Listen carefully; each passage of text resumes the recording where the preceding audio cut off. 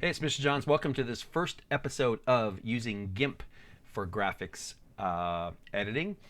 GIMP stands for Graphic Image Manipulation Program. It's created by a big group of people who all came together and they work on it to offer it as a free online tool. And there is a simplified version that you can just use in your browser. But right now the full version is just too powerful, and the internet it's just not quite ready for it yet.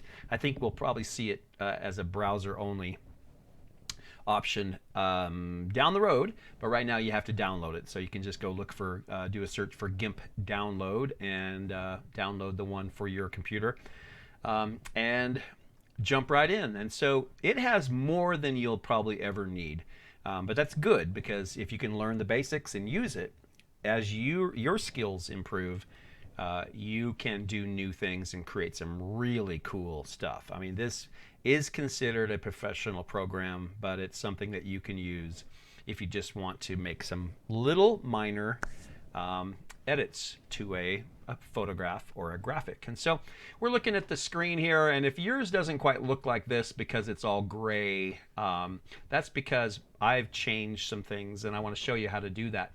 The first thing I would do, by the way, is go up to Window and make sure you've checked the box that says Single Window Mode. That basically will close a bunch of windows that you're like, what is all this stuff?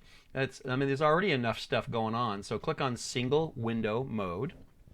Next, go over to Edit, and then down to Preferences. And this is where I went to Theme. All these options that popped up here, I'm going to go to Theme. And you'll notice I've got 4 options. One is dark, and then there's gray, which is very light, and then there's light, which is too light, and then there's system, which kind of looks like Windows screen, which, it made me really appreciate the dark theme. So I'm going to go back to dark and click OK. But what about the colors? Wait a minute. So go back to Edit, Preferences, and right underneath Theme is Icon Theme. And it probably defaults to symbolic, I believe. And so you want to change it, because symbolic is basically just all gray. And so you want to change it back to color. Change it to color, and then click OK. And then, it doesn't add a lot of crazy color, but at least you've got, your tools are a little bit colored. Now, the colors were always colored. You can't pick, there's no way you could choose a color if it wasn't a color. So, but I just like seeing these icons have just a little bit of color to them. So, all right. And then what we want to do is take a look at the tools on your screen. Now, your screen probably looks different than mine. That's just because I've played around with some of the tools. And I know that what I will mostly need are the paintbrush tools, the eraser tool, the text tool, and the option to choose my colors, right? Those are probably the basics. So if you go up to Windows and then Dockable Dialogs, here are all your different options. And if you just choose one, if it's already open, it'll flash. Like I just chose Layers, and this lower right corner opened up, and it showed me that, hey, you already have that window open. So go back up to Windows and Dockable Dialogs. And I would just go through the ones that you think you might need. And if you're not sure what they are, just click them and see, like, what's this do? Oh, well, that took that away. Why can't I see what was up there? So let's put that back. What was that? Selection Editor. So, oh, okay. And the more windows I open, they're not necessarily, it's not going to change a bunch of things. Let's add something else. Paths. It flashes where it puts it. And so I just added paths right here. And you'll see I've got these little tabs. So in this window down here, I've got a tab for layers, channels, and paths. Now, I'll use layers, but I'm not really sure I'm going to use these channels with the red, green, and blue. So what you can do is, with that selected, I don't want a bunch of tools that I don't use or don't know what they do yet. So I'm going to choose that and go over to this arrow, which is basically configure this tab. I'm going to say, go ahead and close that tab. I don't need it. Now I only have layers and paths. Am I going to use paths? I don't know right now, but I can always add that later. So again, I'm going to go to that option and I'm going to close that tab. So now I only have layers in this lower box. Now what's a layer? Well, it's something that Paint can't do. And that's when you start with a new graphic, you are drawing on the background layer. So it shows me right here that I have a layer called background and I have a little eyeball. Do I want to see it or not see it?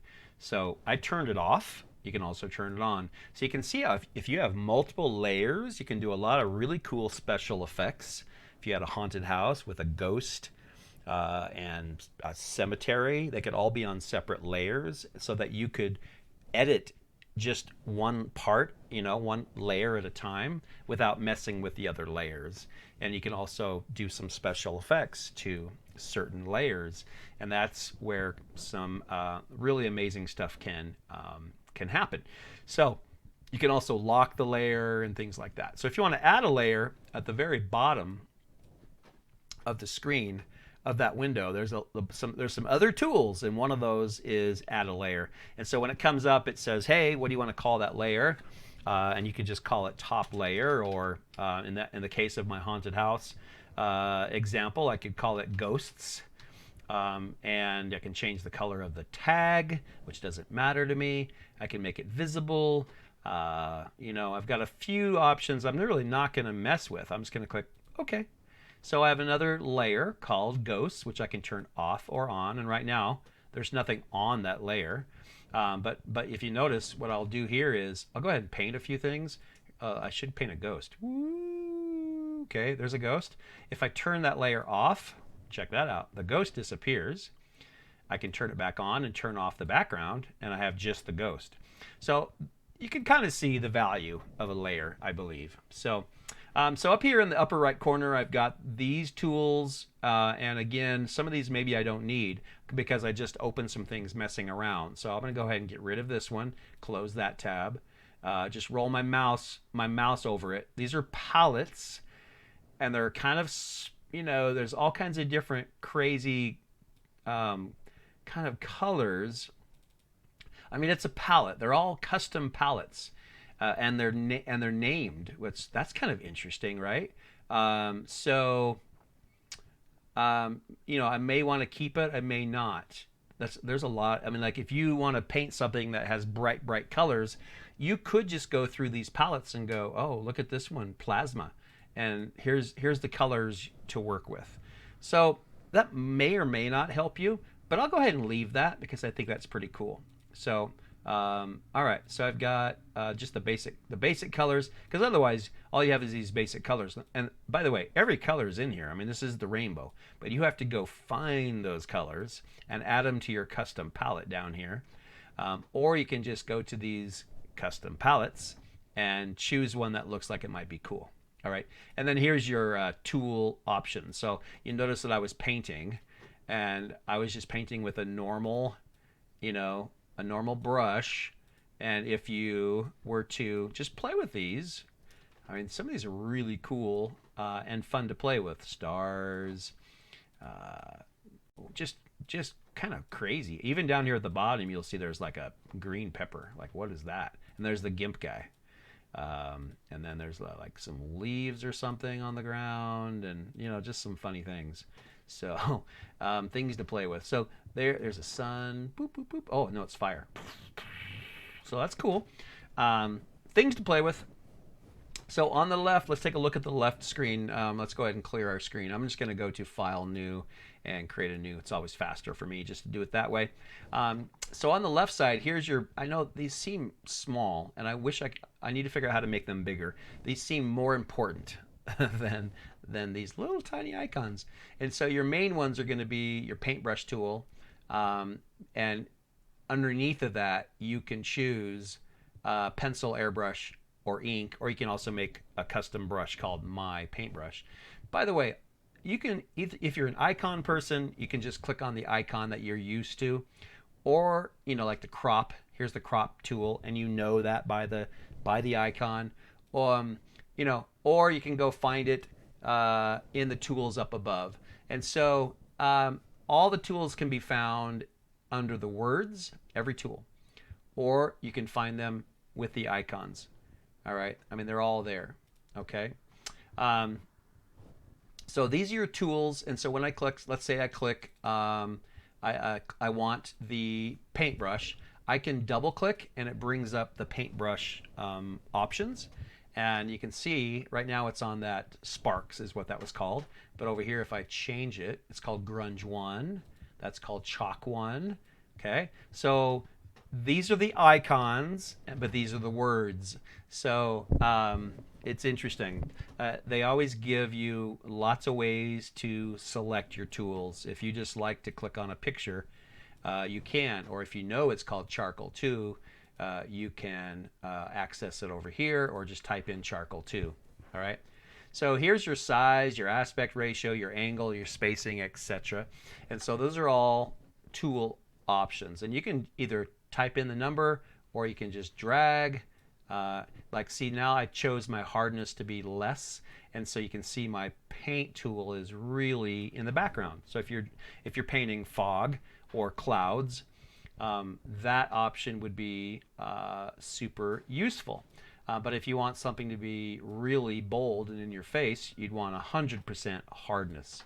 All right. So those are your paintbrush options. And so you can change the colors, and you basically just double click, and there's your background color is white, your foreground color is purple. And if you don't want those colors, you can come back over here to the color tools, and you can change just by choosing a different color. Okay. And if you didn't know, right here with this these two colors, you can basically switch back and forth between, hey, here's white, which by the way, white on white. So that's why you can't really see much until I paint over something, or I can click and go with red. So it's the color that's on top. You see the red's on top. That's the one I've chosen. And if I want to switch it, you just switch it by clicking that. So you can keep your two most common colors right there. And so you've got more tools here. You can see a bunch of things I've done. It has a history of everything you've done. And so you can go back to a certain spot. Look at this. It has a history. So if you're like, wait a minute, I really liked it when I was way back here, or it's kind of cool. You can jump. That's something else you can't do in a basic paint program, is that history option. Okay. It also shows me I've got two pieces of art, two paintings that I'm working on. I haven't titled them, but I've got two, and you can have a bunch open. They're also up here. I've got some things that I have been working on as well. So you can see you can access them from here or from here. So those are just different windows that are open, and I can close these if I want to, and say, hey, wait, do you want to save it first? Or are you just like, nah, just discard it? That's gone. All I have left is this amazing piece of art, which if I don't want it, close it, discard it, it's gone. Okay.